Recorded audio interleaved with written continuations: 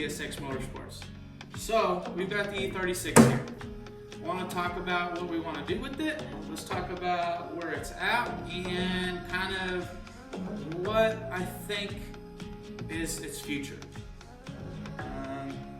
So first we'll start with the car and the mods and kind of really how it got started. So essentially, I started rallycrossing a couple years ago, and my first taste was with Jeanette's old Outback XT. Turbo, 5-speed, all-wheel drive, Outback, on snow tires.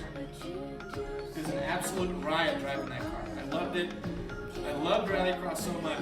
It definitely proved that there's always something you can learn trying different kinds of things. And it was in that mantra that I had of driving different cars, doing different stuff, and like learning as much as you can about everything that's out there. So rallycross is that next fit for that next build.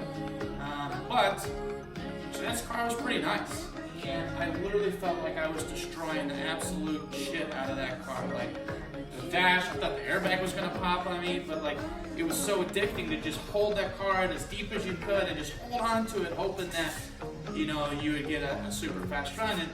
And fun for me, that was the case. Felt like I was super fast. I had good lap times or track times or whatever, and for stock all-wheel drive, I think I was knocking on the door of prepared all-wheel drive. That being said, I realized there's no way I can do this with Jeanette's car because I can't afford to fix a car this nice. So I have been playing with ideas of edirty6s for drifting. I've been collecting these stupid cars, had 2 or 3 of these little edirty6s already collecting in my house, but I never bought a complete running one. So I usually paid $300 and got one with a good engine but a bad transmission, or got one with a good transmission as a manual but a bad engine, or one that had just a transmission and just a limited slip diff. Like, such a pain in the ass. So I thought, okay, let's do edirty6s. edirty6s are cheap. They're relatively easy to work on. I've got a handful of spares that I can get parts from. Let's see what's out there. So I went on the hunt and found this gem for $800. It was it was definitely down on power. It was definitely smoked with oil, but it had a running engine. It was already manual transmission, and it had a factory limited slip differential. So, and the car, it's got some rust on it, but nothing that's super detrimental. So I said, you know what? $800 for to piece all my other cars together, probably about $600-700, and the work's already into the car. Let's do it. So I bought the car. After test driving it, first thing we did is we brought it home, ran a compression test on it, because Frank and Spurs and I used to joke about the whole BMW roulette. You buy a BMW, you have no idea what you're gonna get, and it's kind of like exciting. Sure, you could bring a compression tester with you, but what fun is that? As long as you can test drive it or get to look at it. I mean, we looked at a bunch and we saw a bunch of shitty ones with cracked heads, all kinds of crazy shit. So we did walk away from some BMWs, but there were definitely some that we bought and we took chances on, and more often than not, we got pretty lucky. So brought the car home, ran a compression test on it, and it was pretty much low across the whole thing. So we did it the same way we do everything else. I had an E39 Touring that had an inline 6 in it, so I did compression tests on that motor. I compression test one of my 50s. Like, I knew what it should be. I knew how to actually do it, but actually getting a hold of the right, making good numbers, this car was super low on. Most notably between 3 and 4. So it kind of sounds like a bad head gasket. So we already know we had at least oil smokage happening. I could see it in the rear mirror when I was driving. So first thing we did with it is poured ATF in all the cylinders. I cycled it around a couple of times just by hand with the plugs out and everything, and I let it sit overnight. Then the next day, with the spark plug still out, I shot all the ATF out, and it went all over Jeanette's herb garden, and she was kind of pissed about it, which I kind of feel bad about it, especially since the mint was for my famous Moscow mules. So beyond that silly catastrophe, we ran the car, we put the plugs back in it, and ran the car up and got heat into the car. pulled the plugs, pulled the coils, everything back out of it, ran a compression test, and then we got it within what I would consider acceptable numbers. I think we ended up with like 135, 140 across. Still pretty low, but way higher than what we had. I think we were like in the 90s. We got it all up, definitely, and they were all pretty even, so thinking of avoiding the head gasket problem like I thought we might have had. And so then we went on to the next phase. And that was basically buying a mixture of cheap parts and nice parts and experimenting with the cheap parts, hitting up Craigslist and eBay, well not eBay, but Craigslist and Facebook Marketplace and stuff to try, and Amazon to try and see what parts we could experiment with, what parts are junk, and what parts we could get good deals on. So like as far as the actual engine stuff, we rebuilt the Vanos. I rebuilt the whole cooling system. They told me that they had, nice water pump. We took it apart, but the cooling system was a joke. The work that was done on it was beyond subpar. So basically went through the entire cooling system. So everything that touched the engine was basically factory BMW or equivalent, and everything that was auxiliary of it, like this shitty radiator here, we figured we would experiment with the radiator. So that's basically $80 or $90 aluminum radiator that I got off of Amazon. And it definitely took some modifications to make it fit, like the fan shroud, like the brackets and stuff for the fan shroud weren't right. But ultimately, we were able to get it all to work. So the cooling system, 100%, all new hoses, like every new hose. Hoses to the heater core, hoses that run around to the reservoir, like everything coolant-wise, brand new. Thermostat, water pumps. We got the metal cover for it, everything, and that was pretty pricey to get that stuff. So getting a cheap radiator was at least an experiment that I was willing to try. And it's held up great. I mean, we've had it for several years now. Then the next thing was suspension. This thing was dumped on some H&R trash racing springs or whatever, and way too low, and probably too stiff for rallycross. So I needed something that had quite a bit more compliance to it. So the suspension was the next thing. So I can't cheap out on shocks. So I ended up getting Coney yellows all the way around. And it was a great choice because having the adjustability made a huge difference with this car. But I didn't spend any crazy money on springs. I got basically a traded Frank Spurs, my super low H&R springs, for a set of 328 sport springs that he had on one of his Craigslist buys. So I put those on the car. Still worried about the rim being too low, so we stacked a couple of the rubber spacer plates or bushings, wherever you want, spring isolators in the rear, to basically try and give it a little bit more ground clearance in the rear. The front, I was happy with the front, but the rear was like, oh, this could be too low. So we did that, and I was really happy with how that turned out. Sway bars, I ended up getting super lucky and got a set of UUC sway bars off of Facebook Marketplace for next to nothing. I mean, I think it was like $150 for the front and the rear. Super cheap. Like this, I was super excited about it. I was like, this is awesome.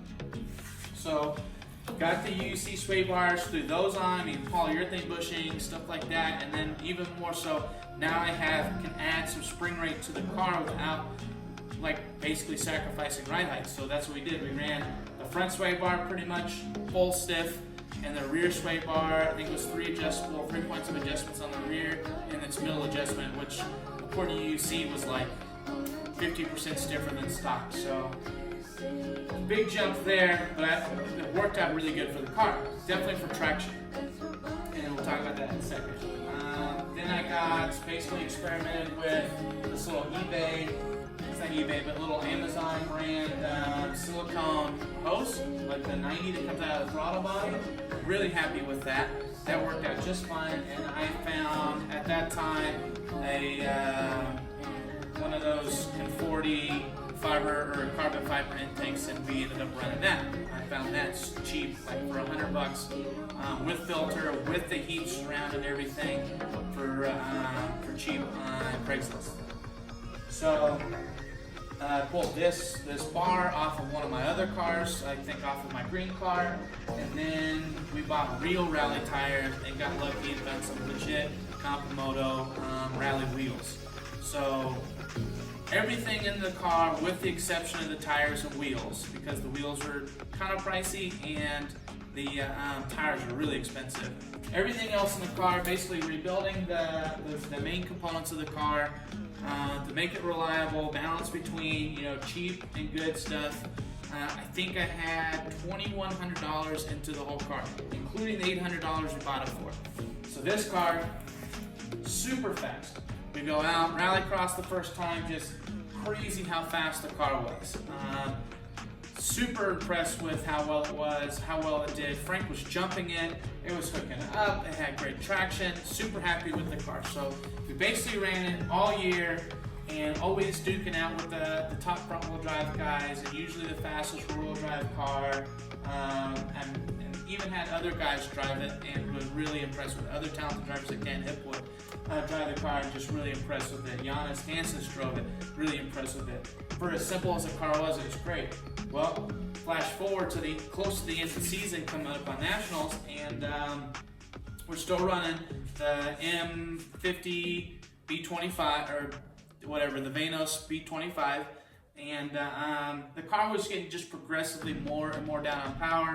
We started having fuel pump problems coming up at the end of the season, and that started plaguing us. And we went with a big fuel pump from Rally Road, which was a really nice kit, but the stock return couldn't handle all the extra volume. I mean, we thought we had DME issues, all kinds of crap.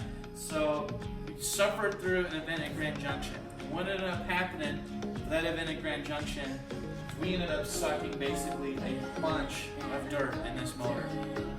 It was so bad that when you would start it up, it looked like you were smoking out mosquitoes. Like you were there to clear out mosquitoes. So super, super bad. We had Nationals. I really wanted to do Nationals. This is 2018 Rallycross Nationals. I really wanted to do Rallycross Nationals really bad, so we went on hunt for another motor. And then I knew that I was going to refresh the motor, regardless of what motor I got. Timing guides. We didn't replace the timing chain, which is obvious. Timing guides. Do the oil pump nut. We had the oil pump nut come off on the old engine, and got lucky that we didn't. I think that was really the start of the demise of that car. But redo the oil pump nut, reseal everything.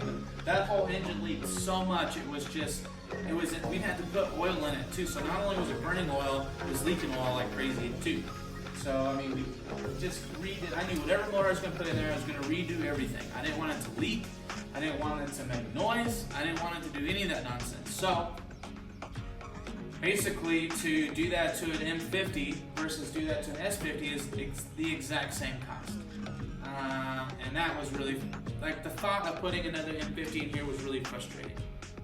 The prepared rules are written when we were racing with Rallycross that if you wanted to basically make a clone to a vehicle option that was available in the United States, you could. It just had to have all its drivetrain components, less what was basically allowed to be changed per those rules. So you could race in stock rear-wheel drive and a clone M3 as long as that was an option. It's a gray area option. I know that everybody who's going to watch this is like, that's not how it is. And some people are like, oh, that's genius. And there's going to be people scratching heads in between. I totally understand everybody's coming from. But for me, I was not enthusiastic about spending $600-700 on head gaskets and studs and Vanos rebuilds and gaskets and cover plates and all the shit that I timing guides and tensioners, all the stuff that I really think I would want my fresh sealed motor to be on a cheap motor if I could find a good deal on an M3 motor. The downside is M3 motors, no matter what condition you get them in, are starting at $1,500. And I wasn't enthusiastic about that either. And if I wanted to play by the rules, it needed to stay OBD1. So I had to find the S50. So that's a 1-year model engine. And I know this all sounds like, oh, that's crazy. How did you, why would you even consider that with all those options? Literally, it was really the cart came before the horse. Like, a guy said, hey, I've got this, I'm looking for M50s. I've got this guy who says, hey, I've got an S50 long block. It's got bad rings in it. It doesn't have any sensors on it, but it's got cams, head. It's still a complete long block. You have to do rings in it. I'm like, oh shit. Rings are $110 a piece, like per cylinder. So we're looking at $600 in rings. So I took that into consideration. So now it's $600 in rings, $1,200 and $600 and upfitting it and everything. Like, I got to get this thing for cheap to make it worth it. So I talked to the guys, like, listen, man, this is like $300 engine. Like, dude, I can't go $300. I'm like, dude, this is like, the way I see it, it's like $300. And the guy's like, listen, I'll do $600. I'll do $600 for a long block, and then you go from there. I was like, that's too much. I was like, let's do, I think it was like $400. And so we met kind of in the middle of $400. So I got an S50 long block for $400. Crazy deal. I could have bought a running M50 for $300 to $400, but I got a non-running S50 for $400. Well, now it was crazy. Now we're getting everything. Let's get the 3.5-inch map. Let's get this new intake. Let's do this and let's do that and blah blah blah. Injectors and all kinds of shit. Let's go to 30-pound injectors so that I can do a supercharger eventually and all this nonsense. Just bought all this crazy shit. I got the S50 home, picked it from this guy. And I wanted to do leak down tests. Like, there's no sense in doing compression in this thing. If you think it's got bad rings, let's do a leak down test and see where the problem is. So took the cams out, took the valve cover out, took the plugs and everything, all that stuff off. Basically have just the heads, the crank, and then of course everything tied it together. And except for the chain and stuff. So like all the chain and everything was all off of it. So no cams in it at all. We do a leak down test, first cylinder. Leaking by like crazy. Like, it's so bad. Like, okay, but listening to it, you could hear that it was coming out the intake and the exhaust ports. Like, okay, that might be something we could deal with. Go to the second cylinder, same thing. Third cylinder, same thing. Like, Jesus. Fourth and fifth cylinder though, quiet. Like, well, quiet-ish. Like, okay, there's hope. We're looking at these valves, and this thing looks like it's been sitting in a junkyard or in a field. Like, there's leaves and stuff inside there, so we blew out the combustion chamber, or blew out the intake and exhaust chambers and stuff. And basically went one at a time, and a similar technique that you may have seen on the Subaru we did on this thing. We basically just popped the valves and see if we could break the crud up on the valves. And sure enough, we went through cylinder by cylinder by cylinder by cylinder doing that, and got all, like, pretty much every cylinder to be quiet. And hardly any leak down. And the good sign about that was that we didn't have to spend $600 on freaking rings. Didn't have to. Well, we did take the engine, strip the engine down to basically the short block, but we wouldn't have to take the pistons out, we didn't take the rods out, we didn't deal with any of that stuff. Like, basically leave the whole bottom end intact and safe. So super excited. So then we did all the stuff, the head gaskets, oil pump nut while I was off, cleaned everything out, cleaned everything up 100%. Still ran the stupid magnesium valve cover, which I regret now, but did all the stuff, put it all back together, put it in the car, and before I even turned the key, I was like, okay, let's see what kind of compression we have. Like, before we get any further in this, let's see what kind of compression we have. And without running it, without seating the head gasket in, without any of that stuff, we run a compression test. Keep in mind this is an altitude. On a cold engine, we're at 165 PSI across the board. Like, just off the hip. Like, this is amazing. Put it all together, got the car running, and ended up having problems with the clutch because I installed the clutch disc backwards, which it's not conventional to normal clutch discs installation. So I put the clutch disc in backwards, and then and we're doing this literally the night that I should be leaving for nationals. I had to cut tires for mud tires and cut the tires off, 2 of the tires. I was doing all this stuff, and I went to push in the clutch and literally grenaded all the spring stuff and the slave cylinder in the floorboard because of essentially what was wrong with the pressure plate or the clutch disc, or something happened. Basically, even this dead in the water. My buddy Harrison Loomis, it's like, dude, I can get you that stuff. I got that shit sitting in my toolbox. You know, I'll meet you at there. And I was like, dude, it's 10 o'clock. It's a 10-hour drive. Like, I still have to go down and get this and put this together, and we still don't know what else is wrong with it. And at the time, we didn't know that the clutch was in wrong. I was like, I just give up.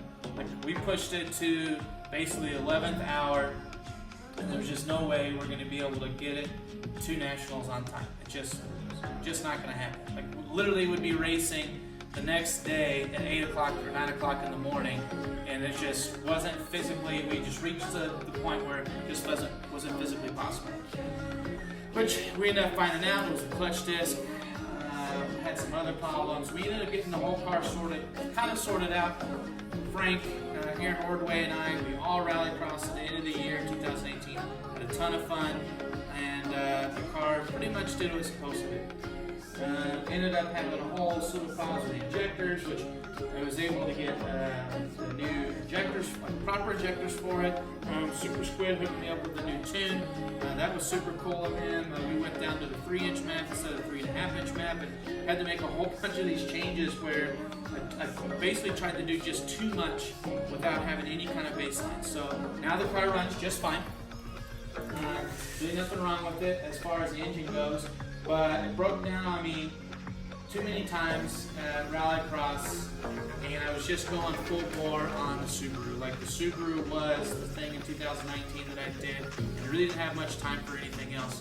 But I did blow up an engine in the Subaru before an event, and that's how we got these awesome decals you can see here. It basically went to Gingerman Midwest in the E36 on rally suspension because the Subaru was down, and I already paid for the event. It's a massive event. 25,000 people come out to spectate that event. Like, we were not going to miss that event, so we kind of dressed it up with a couple of my Kiev sponsors, ZF Design, Flat Irons, to kind of like emulate the look of the Subaru, but it's still the Beamer. So we did that with that event, and that's pretty much all I did with the car. Another Rallycross, I did really good with it, and an I-76 Speedway. That was pretty nice, but ultimately, just the car sat. At the end of the year, I kind of got a wild hair up my ass. This is after I lost my job. I was like, you know what? This is when the Donut Media guys were doing the high-low car, and I saw them put these really shitty, cheap suspension on their low car, and like really wasn't as bad as. And I've seen the inside of the KWs. Like, you know what? Fuck it. Let's get these. How cheap could they be? They're $200 shipped to my house. Like $11 shipped to my house for the stupid Max Speeding Rod coilovers. So I already had a whole bunch of tires. Already had these wheels, and we went ahead and lowered it on the Max Speeding coilovers and did a track day at PPIR.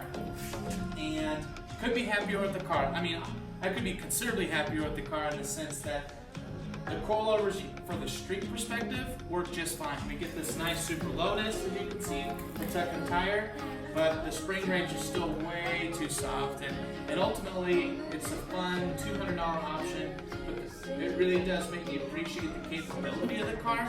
But I was about a second and a half slower than driving a friend of mine's S2000 there that same day, and with similar tires, so it blows over so much. So here's the tire here, that it was actually rubbing in the fender to the point where you couldn't hear it or feel it, but it was melting the paint off. So that's kind of the story of the E36.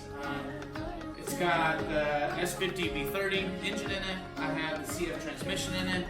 I've got a chassis mounted Bimmer World shifter in it, which I really, really love. We did the 95A durometer mounts from, what was that company? AKG, I think.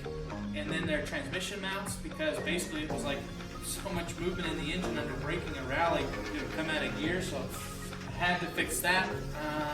So yeah, I mean, it's basically M30 engine and transmission with the stock limited slip diff, which I've been really happy with, but it's definitely getting more tired, but I've never changed oil in it, so it's been a great car. So that leads me to, what am I going to do with this car in the future?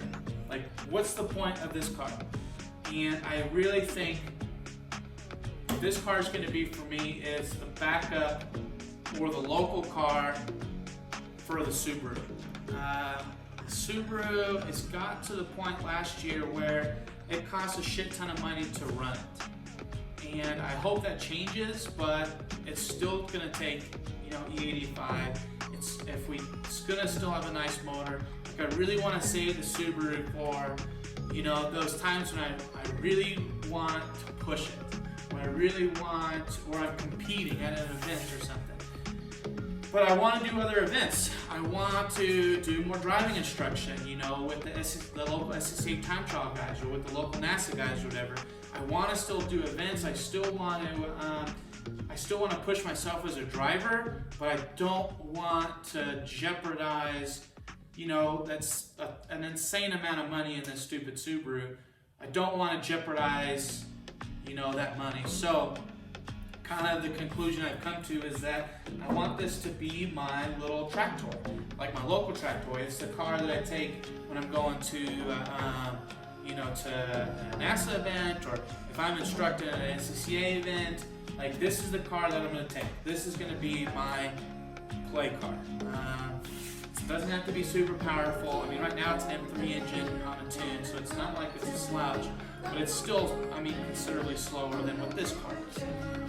It's still slower than what the M5 is, but it's cheap in all the right ways. It works in all the right ways, but it needs. I want it to be more. I don't want it to be just. I want it to be faster than M3. I want it to be as fast as, say, my M5 in a straight line. I want it to be as fast as my M5 at the road course. And I want it to be cheap, like this thing's good at being.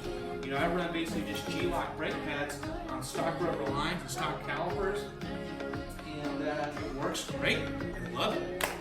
The 255s, I like that it's cheap still on tires, but I want more power and I want better suspension. So I'm thinking what I might do this year, I've got two primary power ideas. So let me know what you guys think. But I'm thinking about doing a V8 swap.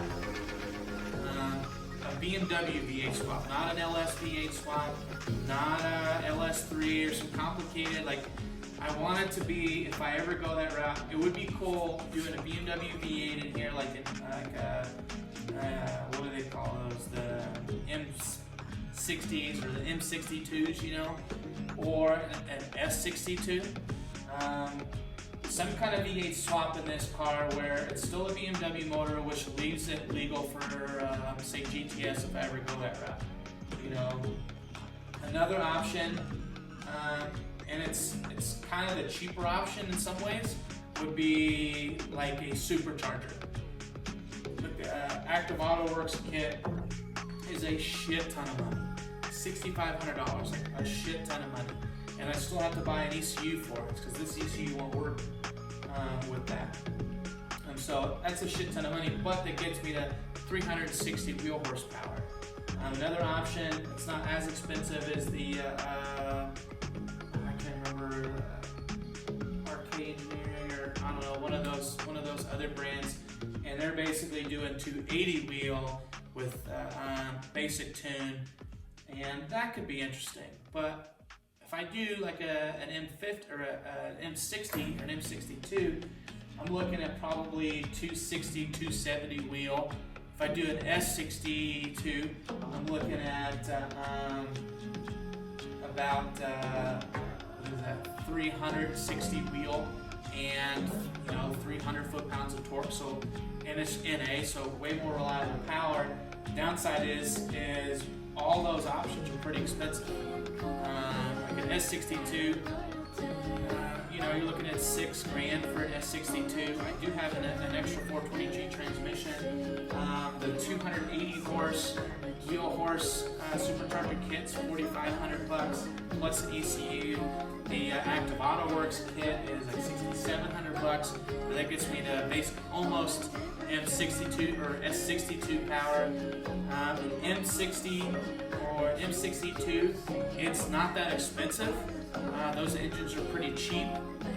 They're $300 at the crank. There's stuff you can do to them, and I already have the transmission, so it saves me on the transmission. And really, the mounts, The mount kit to make it work, I think it's like $1,500 out of Poland.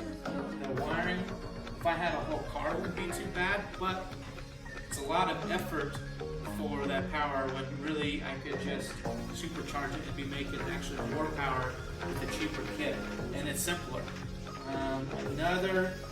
Another option, and this is the one I'm going to get flamed for the most, is possibly the stupid CX Racing Turbo Kit. I mean, that fucking thing is a couple $1,000s, and it's gonna make more power than Supercharger, and I'm gonna have to get a tune anyway, so I could run that until the manifold cracks, and then take the manifold off, and I could run that setup. I mean, I would lose AC, which kind of is a bummer, and I would lose a couple other things functionality-wise, but the car would probably make 320 to 350 horsepower, and if I drive it occasionally, and then I'm doing track stuff with it, as long as I can keep it reliable for the track, I think it would be a fun complement to the WRX. And so that's probably the most effective. I think that's the cheapest all-around route to go. I do have another M52, an M52 2.8 liter V28. I could put that in here, and then put a big turbo and make a big build out of it and sell this motor for, you know, the $1,500 or whatever people get for them. But I really think that either supercharging it or eBay turbo, and basically it's probably the two most likely options, unless something happens with the M5. I need to take the M5 to get it appraised, and I'll talk about that in the next video. The M5 just needs a bunch of little work, and I've really got a lot of cars. Just in this garage alone, I've got 5 cars, and I can't build projects for all of them. So there is a possibility that I have, you know, access to an entire M5, and it'd probably be pretty criminal to put that engine into this shitty car. But it's something that I might could do, and really selling this engine would pay for the mounts to put that engine in this car. And then there's a simple, straightforward wiring, and then I hope it's simple, and then it just comes down to the exhaust. And the exhaust is going to be the hardest part. So I don't know. So those are the ideas. So ultimately, whatever I do with this car, new coilovers, probably just get some custom valve feels. I really love the feels. Get some custom valve feels and get this thing set up to basically be a local, fun track toy, and also be a backup to this car if I have an event that I've paid for, that I'm going to, that I really still want to be at. Then take the edirty6 if the Super is broken down. So that's kind of where the story is in edirty6. I mean, there's really not much more to do. It's still full interior. It's that stupid dove gray. I do have an extra seat I can put into it, and other than that, though, I mean, right now this car has functional AC. It's got power steering. It's got all the nice luxuries that so many of my other cars don't have. But taking the AC out of it might not be that much of a crime if you guys care about my next project over in this corner. So that's really all I got to say about this thing. So yeah.